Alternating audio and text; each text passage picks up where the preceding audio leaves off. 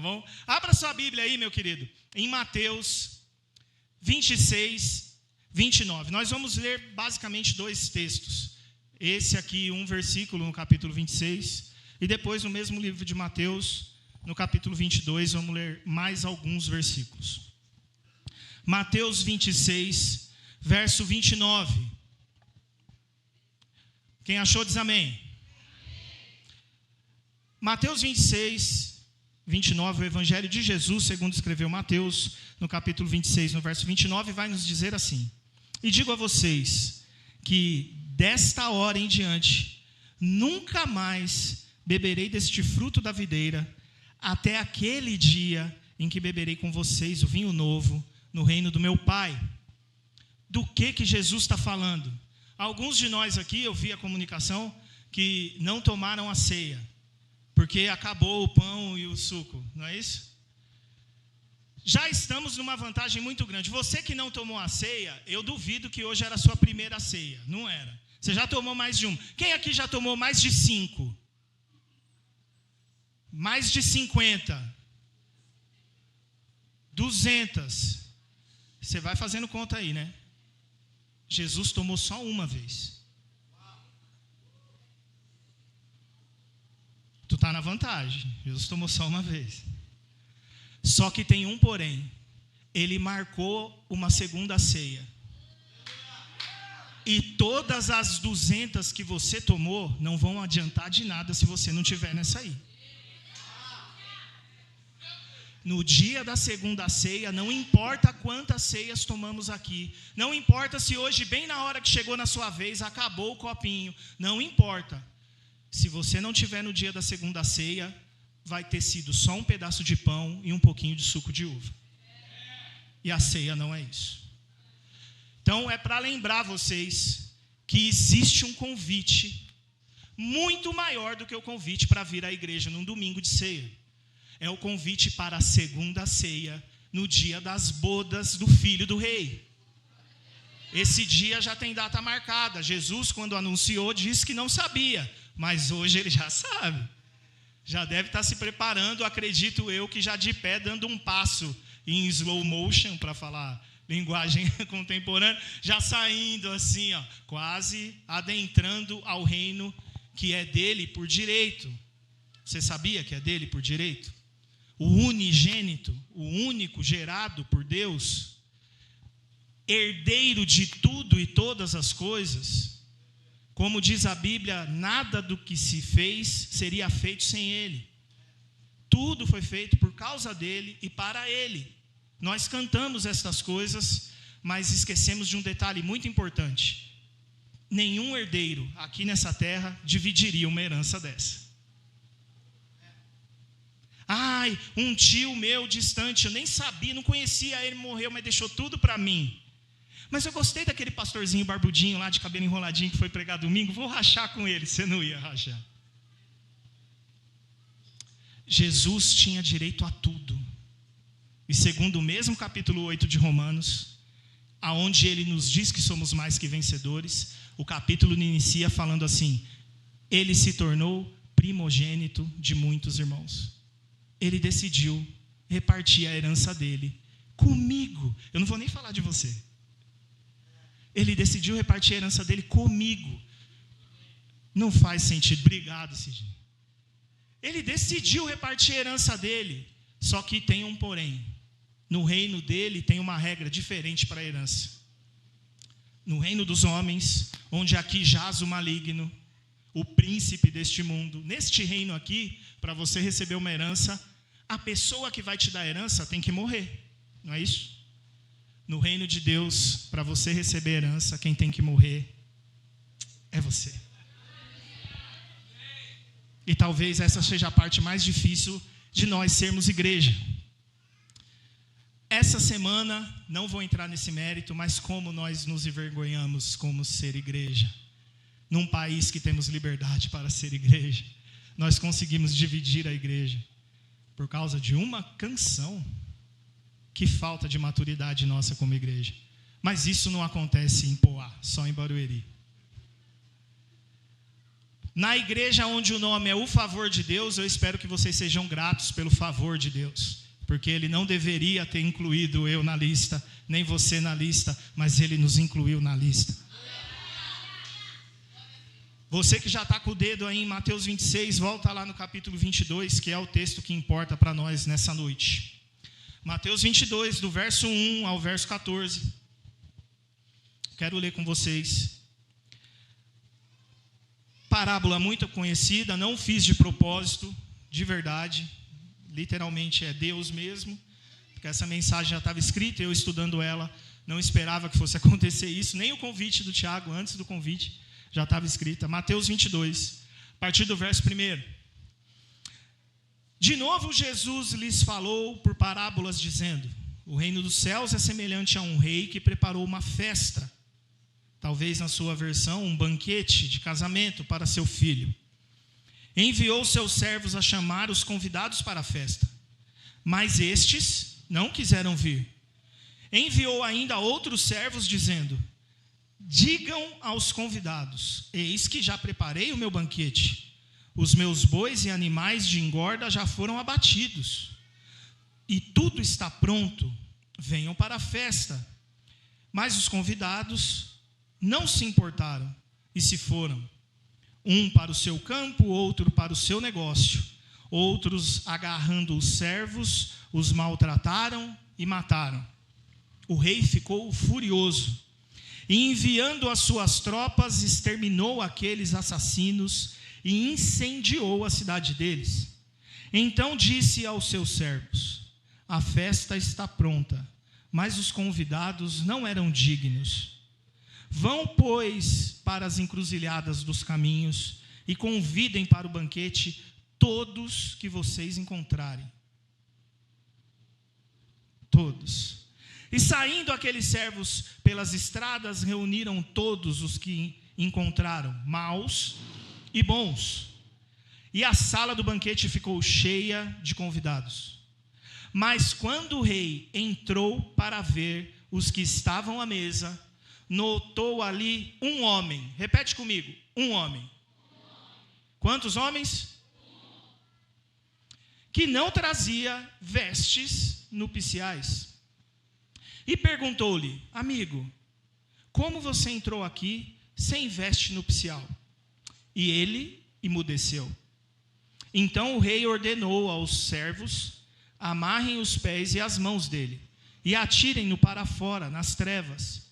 Ali haverá choro e ranger de dentes, porque muitos são chamados, mas poucos escolhidos.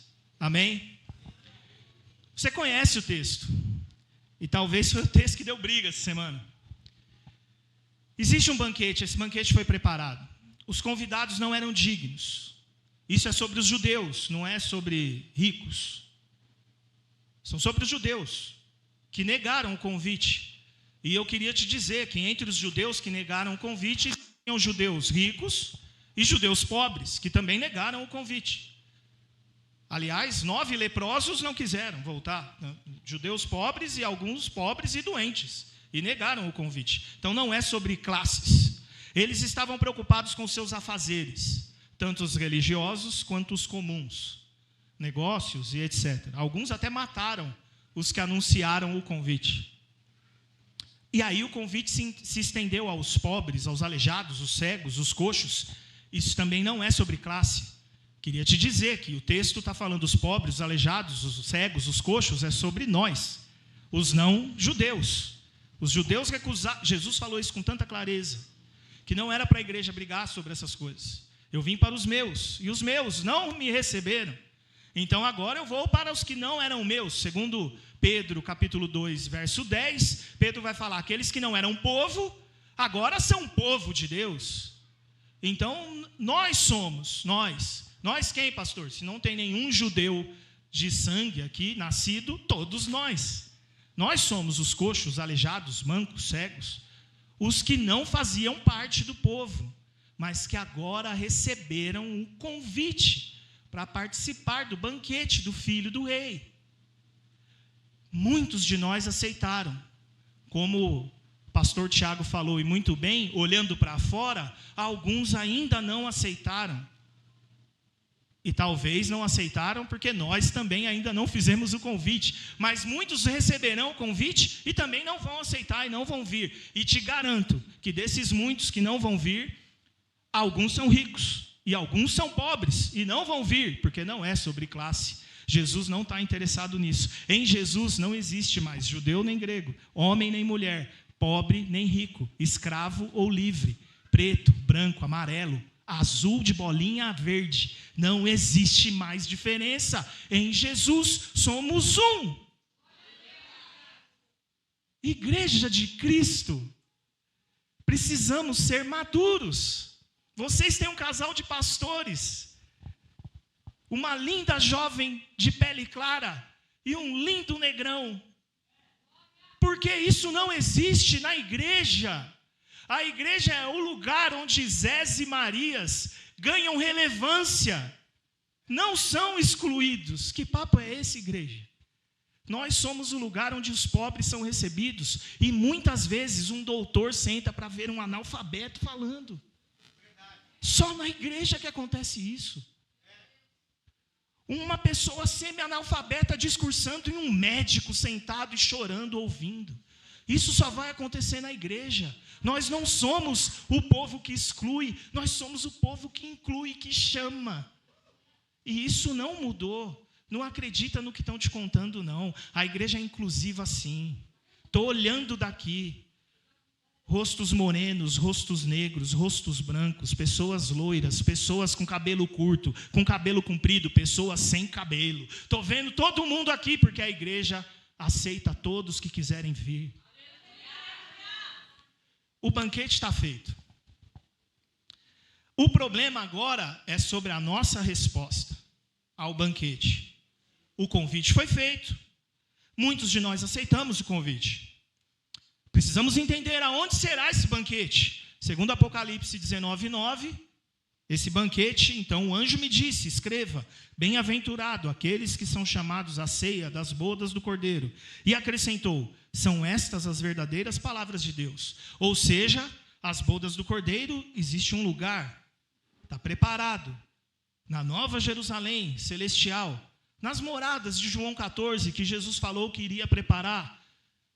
No Salmo que diz, eis que entra o Rei da Glória, abram-se portais eternos, abram-se portas antigas, porque o Rei da Glória está vindo. Quem é este Rei da Glória? É Jesus Cristo que é o Rei da Glória, não está escrito no Salmo, mas você já sabe. Já foi revelado para nós, Jesus é o Rei da Glória. Então nesse dia, quando Jesus fala, naquele dia eu voltarei a beber, é esse dia. Ele reunirá todos aqueles que creram nele. O problema é só ir? Porque eu já entendi, o judeu recusou.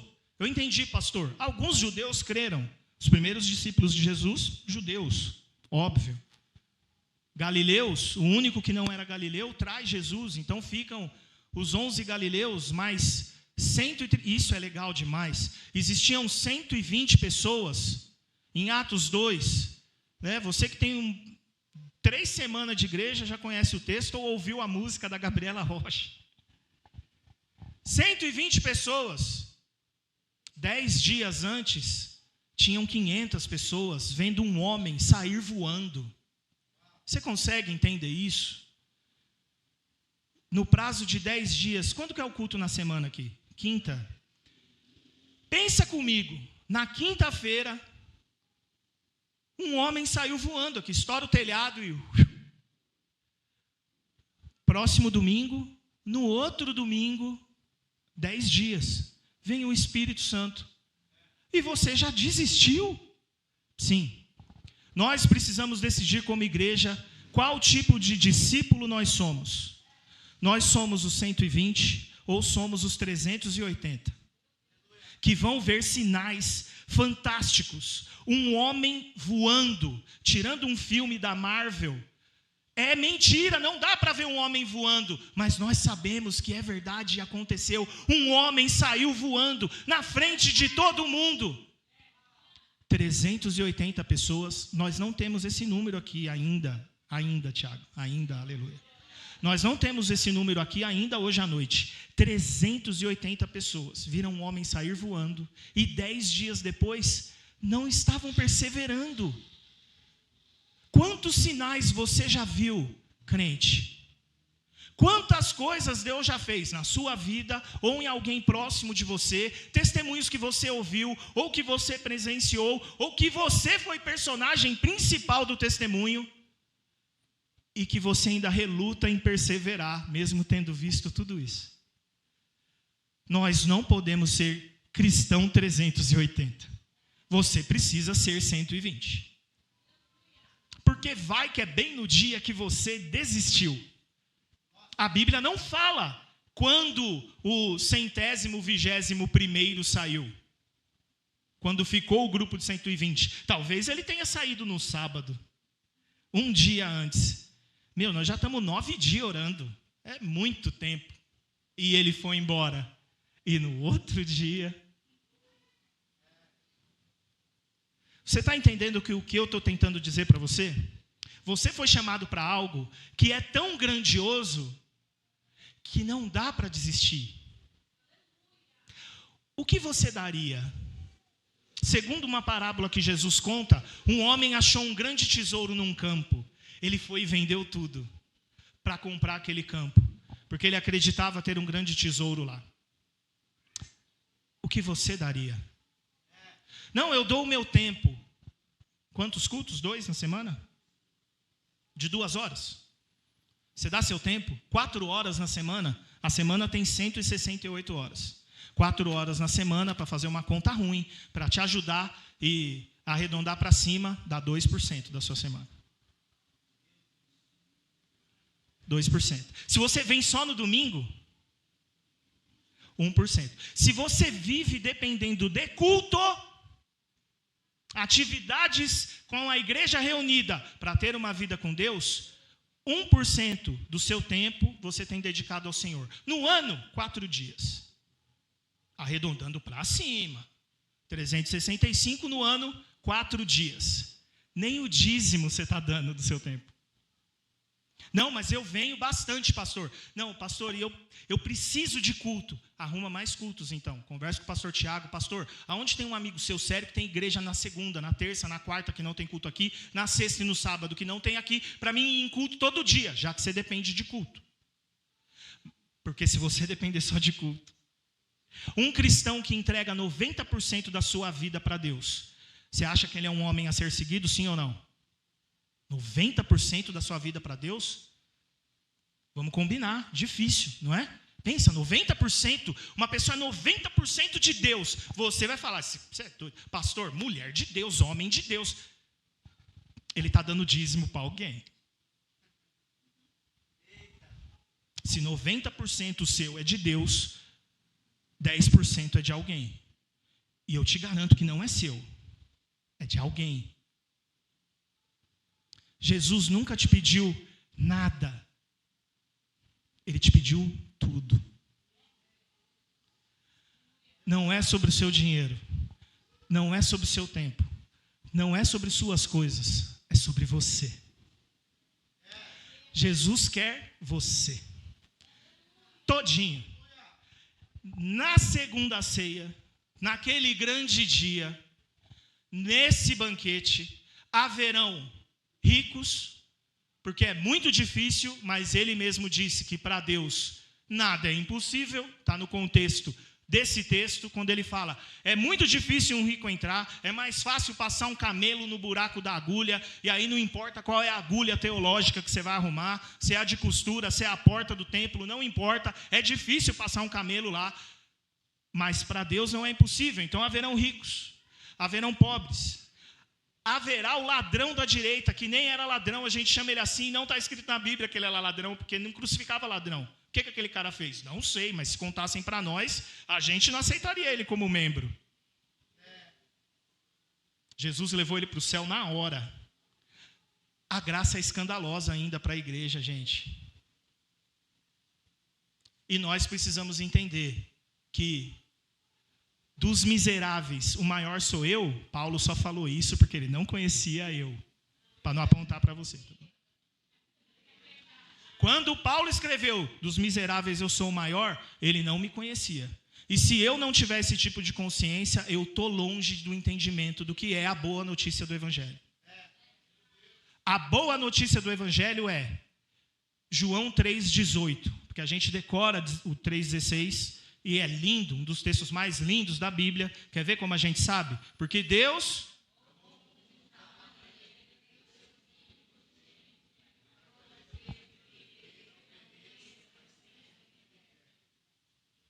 Poxa vida, eu achei que ia ser mais empolgação. Assim. Vai lá, João 3,16. Porque Deus amou o mundo, que deu seu Filho.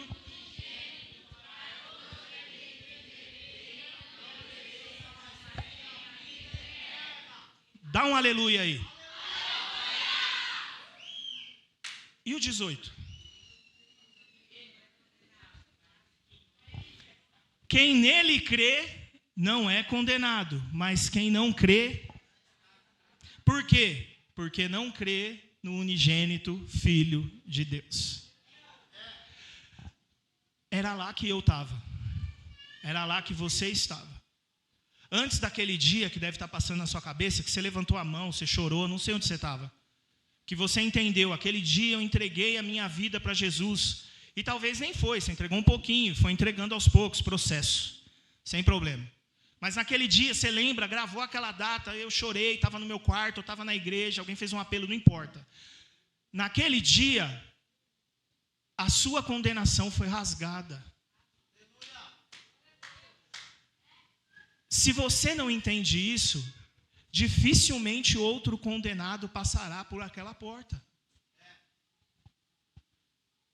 Muitos dizem e fazem uma analogia da igreja ser um hospital. Eu não vejo problema, tá? Alguns pastores veem. Eu não vejo, e você já deve ter ouvido isso. A igreja é um hospital. A pergunta é, o que tem num hospital? Tem doente? Sim. Mas tem só doente no hospital? Tem médico, enfermeiro, recepcionista, segurança, motorista da ambulância e tantas outras coisas aí. Técnico de enfermagem, tem tudo isso no hospital, não tem? Por que nós ainda entramos aqui há tanto tempo e somos os doentes? Até hoje somos os doentes. Já não está na hora de você pôr um jaleco e... Eu concordo que a igreja seja um hospital. Eu concordo que a igreja seja um hospital. E até nos hospitais, às vezes médicos ficam doentes. Enfermeiros ficam doentes, motoristas de ambulância precisam ser socorridos. A gente sabe, é a realidade de um hospital, a igreja não vai ser diferente. Mas agora que você já entrou, dá sua vaga no leito para outro e vai ajudar a cuidar de gente.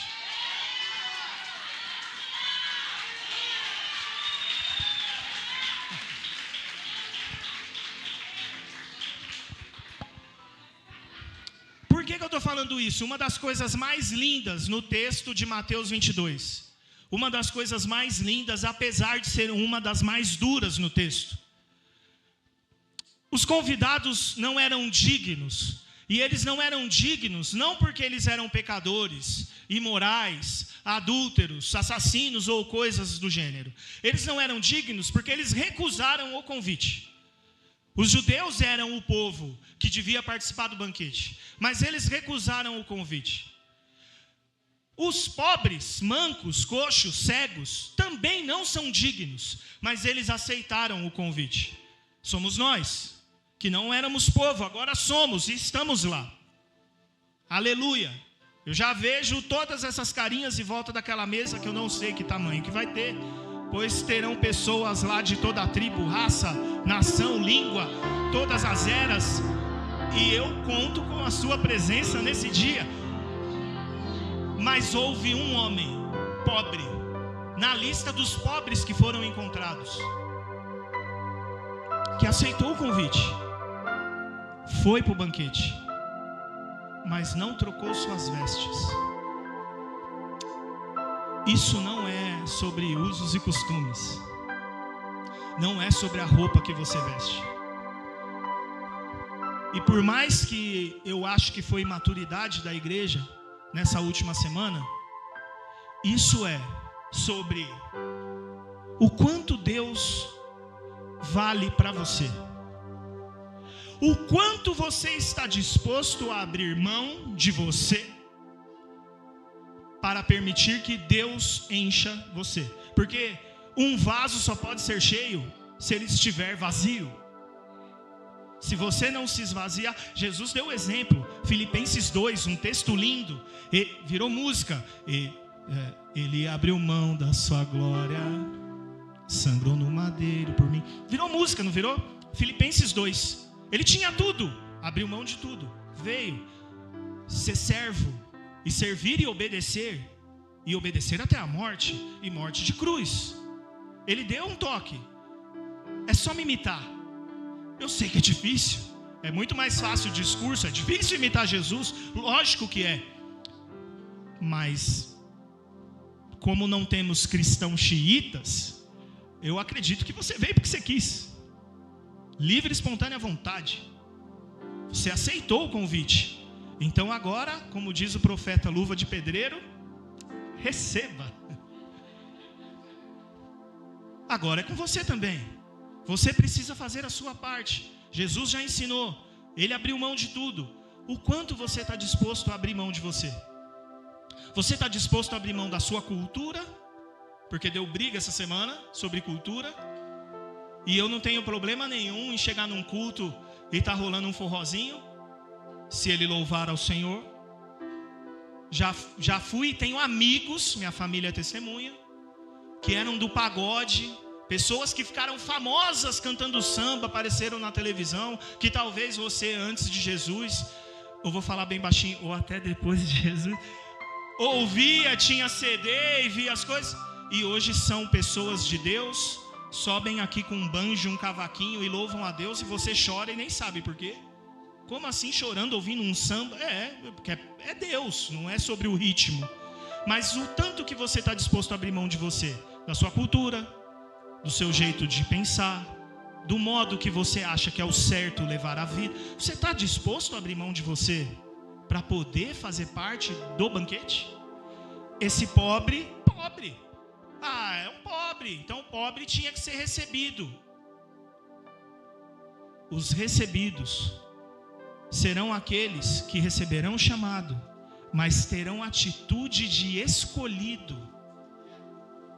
Porque muitos serão chamados, mas poucos escolhidos. Isso não é sobre predestinação, é sobre a sua reação ao chamado. Eu sou pobre, mas fui convidado para uma festa chique. Quando eu chego na porta, tem alguém com um terno no meu número, e eu viro para ele e falo assim: não, eu prefiro a minha roupa mesmo. Você não quer fazer parte da festa, querido. É isso que está acontecendo com a igreja. Não aqui. Glória a Deus, não aqui. Que não acontece. Mas infelizmente está acontecendo com a igreja. Pessoas que querem cultuar Jesus, fazer parte do banquete, com as suas próprias vestes, do seu próprio jeito, até porque Deus não sabe de nada, né? Rasga Isaías da sua Bíblia, porque os planos dele são maiores do que os meus. É difícil porque, pastor, mas eu, aí vocês põem na placa da igreja, uma igreja cristocêntrica, uma igreja é difícil falar, cristocêntrica, não tem eu, tem ele. O pastor Tiago falou um negócio aqui, e eu tenho que fazer isso, né? Minha família é testemunha do quanto que isso me alegrou ali. Como é difícil as pessoas hoje pronunciarem o entendimento correto da palavra Senhor. Sabe qual é o problema? Na sua Bíblia, não na minha somente. Na minha também tem.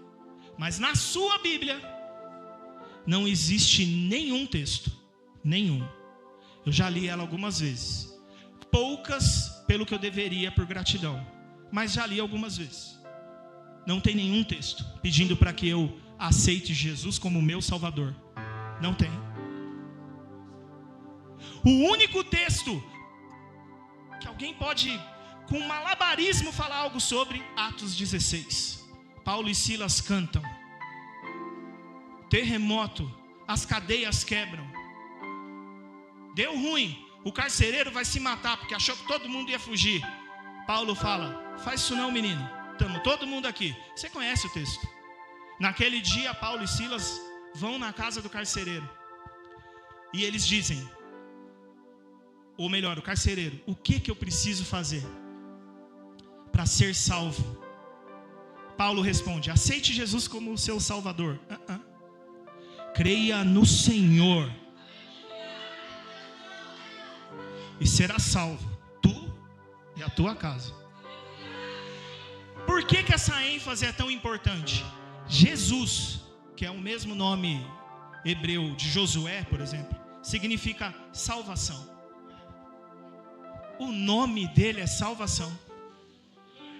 Então, se ele for teu Senhor, ele vai te salvar.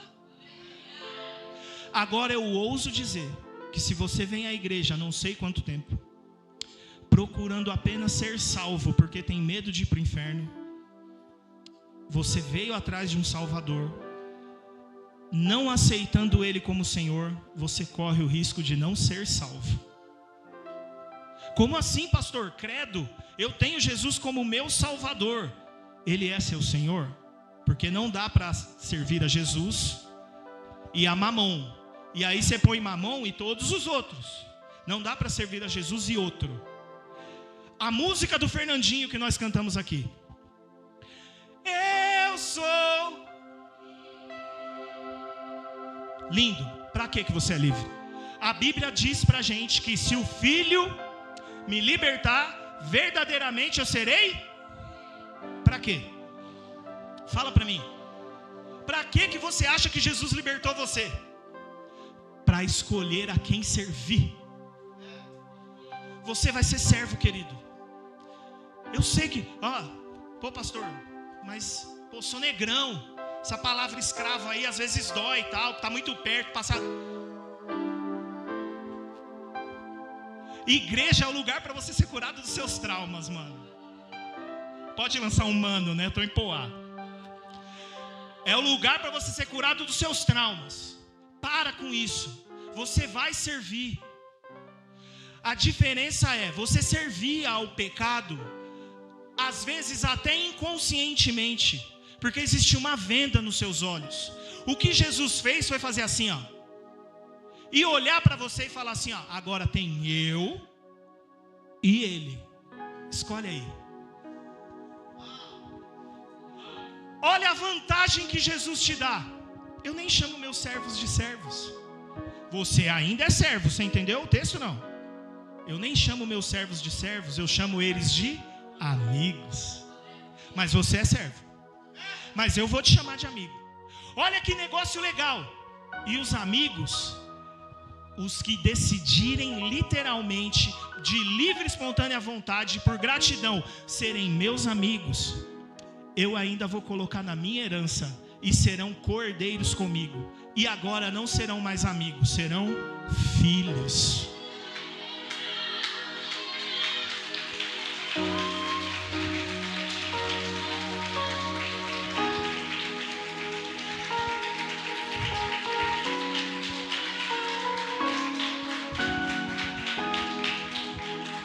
Eu não sei se você entendeu. Normalmente quando acontece esse momento, eu gosto muito de falar, eu espero que seja a última que eu tenha tomado. Porque a Bíblia diz no texto de Coríntios, que é até que o Senhor venha. Então se o Senhor vir antes da próxima, estou feliz, ele veio, aleluia. Então eu sempre tomo com a expectativa que seja a última. Só que essa expectativa que seja a última não pode ser só ligado a mim. Ela tem que me dar um senso de urgência. Porque eu estou aqui, eu já entendi. Estou olhando para a cara da maioria de vocês, estou vendo que vocês também entenderam. Mas e quem não está? Será que vai dar tempo? Se a trombeta tocar, eu vou. E meu pai?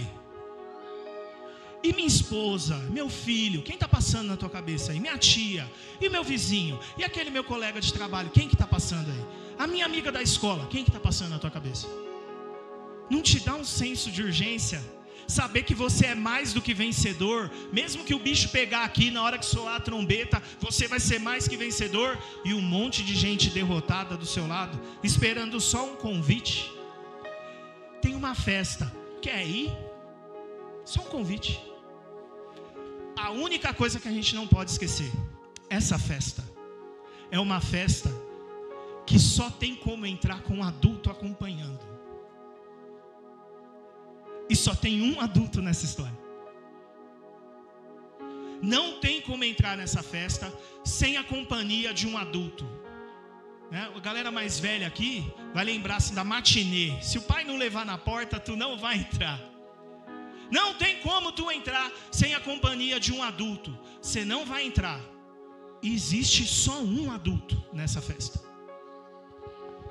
O mais legal, ele está sempre assim, ó. Sempre assim, ó.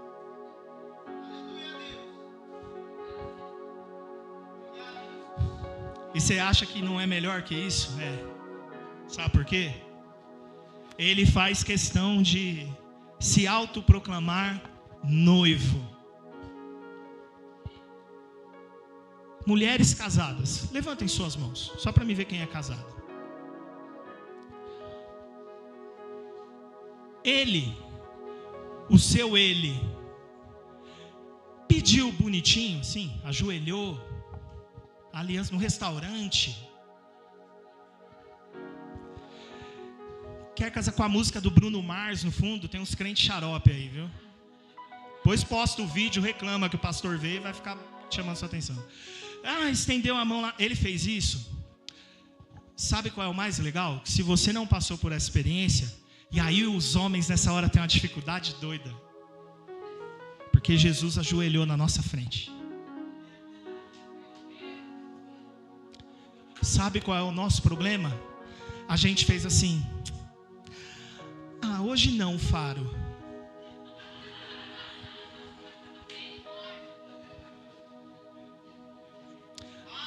Jesus fez um convite. O melhor partido do universo, dono de tudo e todas as coisas, se ajoelhou na minha e na sua frente e pediu você e a mim em casamento. E a gente fez doce.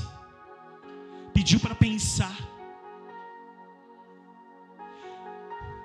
Quem sou eu na fila do pão, gente? Mas a gente fez. Hoje é dia 8 de fevereiro de 2026. Eu acho que é um bom dia para tu parar de pensar. Aceita o convite. Deixa ele colocar anel no teu dedo. E entra logo para essa festa.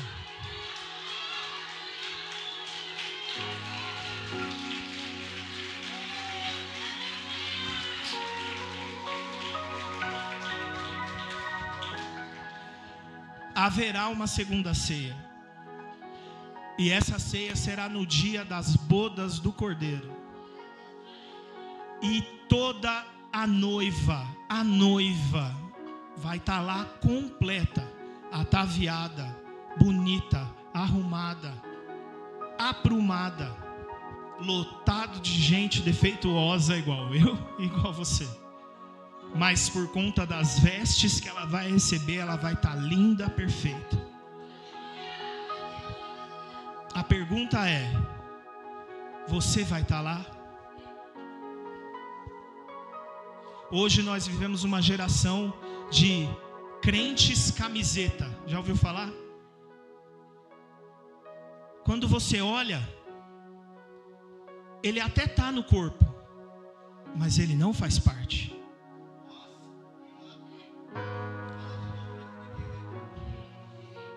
É o crente camiseta. Você olha lá, ele está no corpo, mas ele não faz parte.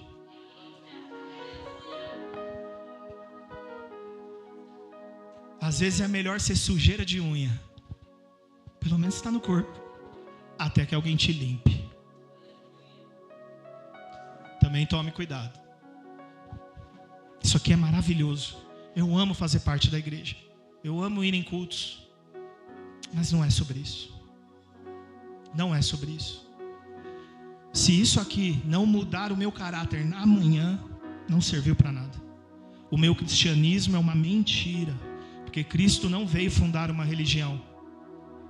Cristianismo é um estilo de vida, de pessoas que vão decidir todo dia imitar o mestre que dizem que estão seguindo. E foi para isso que a igreja foi chamada. Segundo o apóstolo Pedro, para anunciar as virtudes daquele que nos chamou das trevas para a sua maravilhosa luz. E eu creio que cristãos maduros vão precisar de espaços maiores do que esse. Porque vocês e eu, maduros, faremos nossa parte. E esse lugar, como muitos outros, vão ficar pequenos. Porque eu ainda não sei a lista desse banquete. E ainda bem que não, porque daí eu convido todo mundo. É maravilhoso não saber, porque daí eu posso convidar todo mundo. Ah, mas aquele fulano não tem jeito. Você não sabe. E é exatamente por isso que você tem que convidar. Não, mas aquela pessoa lá, eu desisto. Deus não desistiu. Então você não tem que desistir. Lembra de onde Deus tirou você. Sua mão não encolhe mais quando você lembra disso. Sua mão não encolhe mais. Quando você lembra de onde você veio, sua mão vai estar sempre estendida para tirar alguém. Está na hora da igreja, de verdade, parar de usar isso como um jargão de culto e saquear o inferno. Pessoas de Poá, de Itaquá, pessoas de Ferraz, pessoas de São Paulo, de Barueri, precisam conhecer Jesus. E eu não sei o que deu na cabeça de Deus, mas Ele decidiu contar comigo e com você. A única coisa que eu posso dizer para você é: bora. E aí? Agora é a nossa vez. Então, os chamados que entendem ser escolhidos, eu convido para que se coloquem de pé.